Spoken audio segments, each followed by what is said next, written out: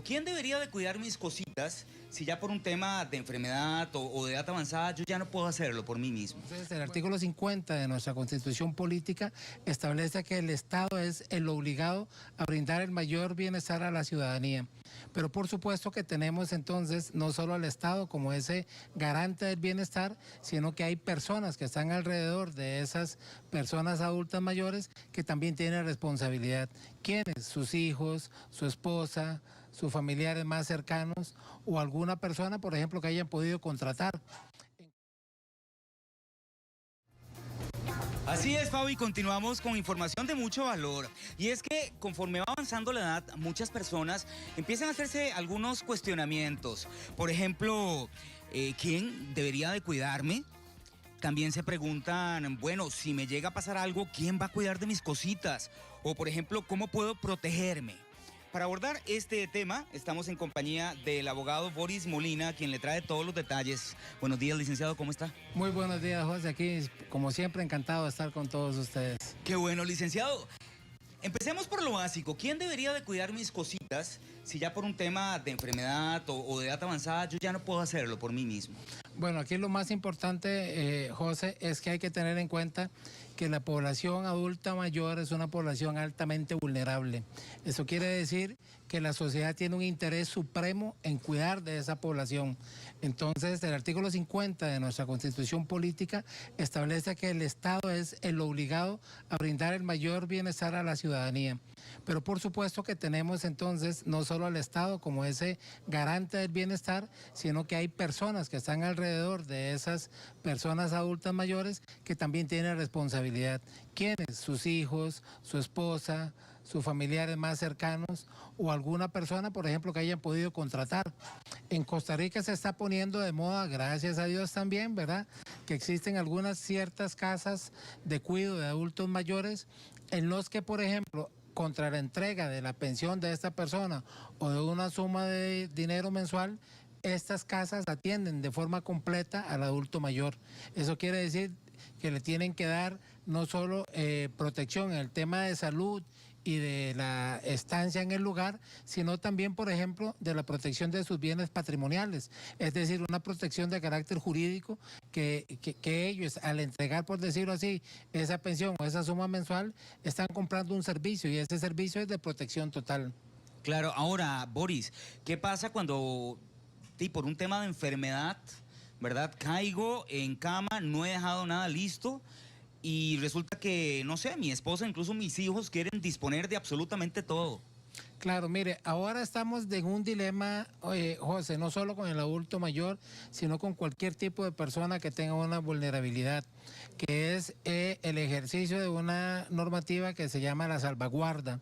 Esta salvaguarda no sustituye a lo que conocíamos antes como la curatela, porque el curador era verdaderamente un representante de la persona que estaba, valga la redundancia, representando, fuera el adulto mayor o fuera una persona incapaz o fuera un niño.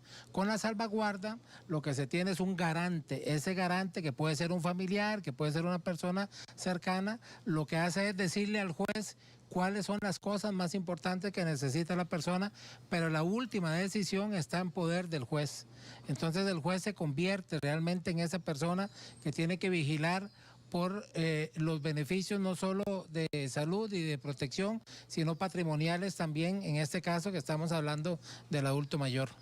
Ahora, Boris, uno de los mayores temores que tienen los adultos mayores es ¿de quién me cuida? ¿Verdad? ¿Qué pasa en esos casos?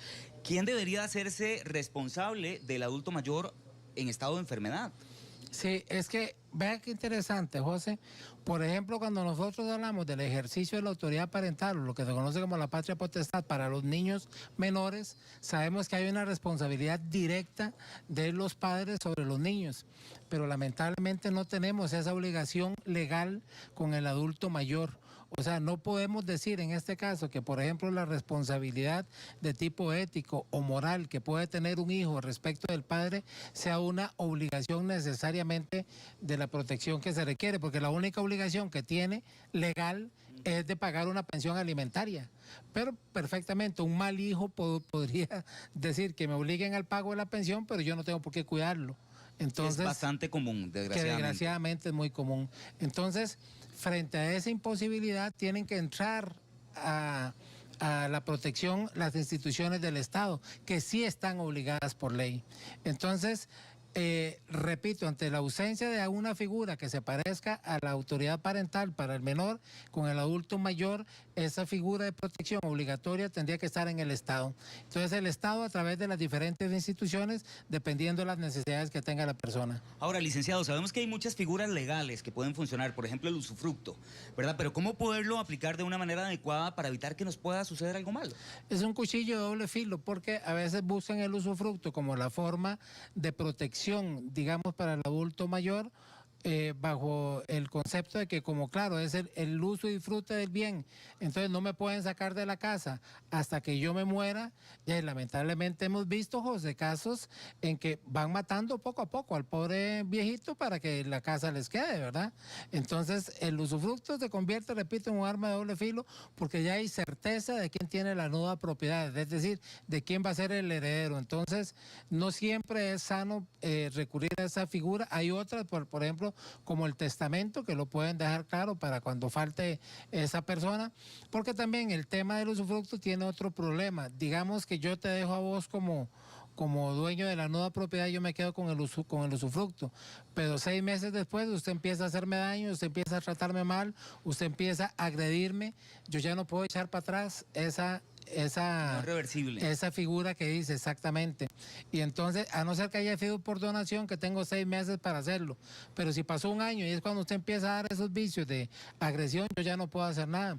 Mientras que con el testamento, por ejemplo, yo puse a José hoy, pero si José me maltrata mañana, ya lo puedo cambiar en cualquier momento, correcto. Ahora, licenciado, ¿qué figuras legales podrían optar una familia para proteger sus bienes, verdad? Máxime si tenemos dentro un hijo que puede ser bastante tortero, por ejemplo. Exacto, bueno, pero es que también tenemos que respetar la libertad de la persona que es el dueño de los bienes, ¿verdad?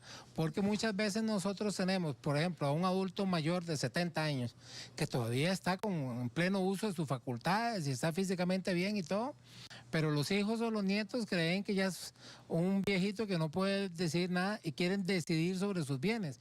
Mientras la persona tenga las facultades íntegras y él sea el dueño de las propiedades o de esos bienes, él es el que tiene la potestad para decir a quién se los deja o cómo los cuida o de qué forma se van a administrar, y si quiere los vende y hace lo que él quiera. ¿Por qué? Porque es su libertad, es su derecho absoluto de poder hacerlo, ¿verdad? Ahora, ¿se podría establecer un fideicomiso familiar para proteger el patrimonio? Es una figura interesante. ¿Qué ventajas o desventajas podría tener, Sí, licenciado? el fideicomiso tiene, digamos, la ventaja de que es una protección para todo el núcleo y para la persona, pone ese bien en disposición de ese fideicomiso. El fideicomiso es una figura, por decirlo así, abstracta, a través de la cual la familia protege ese bien.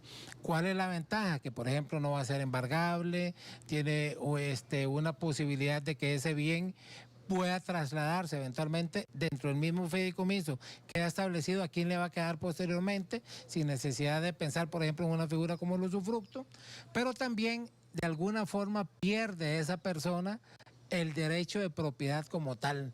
O sea, al entregarlo al usufructo, ya él no es el dueño de la propiedad. Entonces, puede ser que cuando se constituye el usufructo y se hace en forma familiar, 4 o 5 miembros de esa familia sean los que, digamos, beneficien de alguna forma al adulto mayor y él está contento con ellos. Pero una vez que se constituye esa figura, entonces esa persona ya siente como que él perdió ese poder y que lo están desplazando, y resulta que él tenía el mejor cuarto y de un momento a otro le dicen que no, que como está solito se vaya al cuarto de servicio, una cosa de este tipo, ¿verdad? Todas esas cosas, José, lamentablemente en nuestra sociedad pasan, y pasan por una razón muy sencilla. El adulto mayor en nuestras sociedades no está dignificado, situación que no encontramos en otros países. Usted viaja por ejemplo, a las culturas orientales, a ciertos países de Europa, en algunos países, digamos, muy desarrollados, el tema del adulto mayor es algo verdaderamente... Sí, hay un respeto absoluto. O sea, esa es la figura más importante de la sociedad. En el caso nuestro, José, lamentablemente los hemos desplazado, les hemos quitado poder. pensionarse es casi sinónimo de irse matando poco a poco. ¿Por qué? Claro. Porque creemos que ya no pueden hacer ninguna cosa. Y no, están en una etapa muy productiva y más bien el estar haciendo cosas importantes es lo que los mantiene con vida y con buena salud. Eso es lo que tenemos que aprender como sociedad para protegerlos, primero en su integridad y posteriormente en su patrimonio.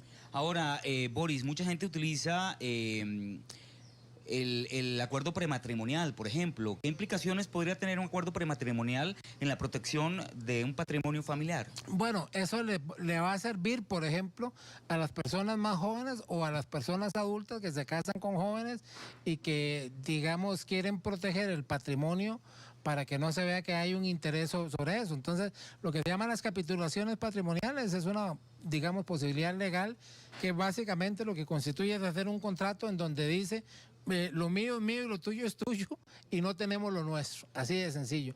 O cuando decidamos que lo nuestro va a ser nuestro, lo vamos a hacer de esa forma.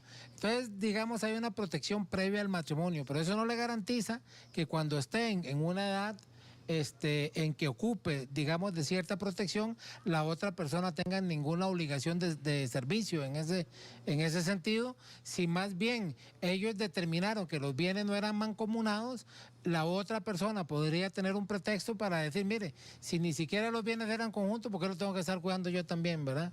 Claro, eso es puede triste, suceder pero es bastante. real. Ahora, Boris, habrán hijos que le pueden jurar y perjurar al papá, tranquilo, papá, yo me encargo de vos, ¿verdad? Y entonces el papá valora la posibilidad de pasarle una propiedad. Pero ¿qué debería tomar en cuenta a la hora de hacerlo para asegurarse que esto va a ser así? Digamos que no hay una posibilidad real de poder obligar yo a una persona a que vea por mí. Entonces, si el asunto va a ser que a cambio de una propiedad él me tiene que cuidar, podríamos tener lo que se llama hacer una contratación condicionada. Yo puedo decir que esa propiedad va a ser de esa persona, sí y solo sí, si esa persona me cuida durante cierto tiempo y cuando yo muera que esa persona reciba esa propiedad. Esa es una condición que yo puedo tener al traspaso de la propiedad a futuro, pero no puedo hacerlo de previo y que yo diga, bueno, si incumplió me la tiene que retornar. Sería algo así como un pacto de retroventa que, digamos, esa figura como tal, para efectos de cuidado y de protección, no existe. Sería hacer una relación contractual que me parece que tendría más problemas a la hora de tratar de ejecutar ese contrato porque tendría que hacerlo la persona cuando está enferma o cuando ocupa el cuidado y ya no lo va a poder hacer, ¿verdad? Entonces, en ese caso me parece que las figuras institucionales son más confiables en ese sentido porque hay un tercero, por ejemplo, el propio Estado, que es fiscalizador, que le puede exigir a esa institución que cumpla. Definitivamente estar preparados, yo creo que es lo más importante porque son cosas a las que vamos a llegar y sobre todo, absolutamente todos. Crear relaciones de confianza que permitan no tener que obligar, sino que la persona proteja y cuide por una relación de amor y de servicio. El abogado Boris Molina, quien nos trae esta importante información. Muchas gracias, licenciado. Siempre un placer, Jorge. Y nosotros tenemos todavía mucha información que compartirle porque acá estamos para servirle. Ya Paulita Brenes está lista con más información.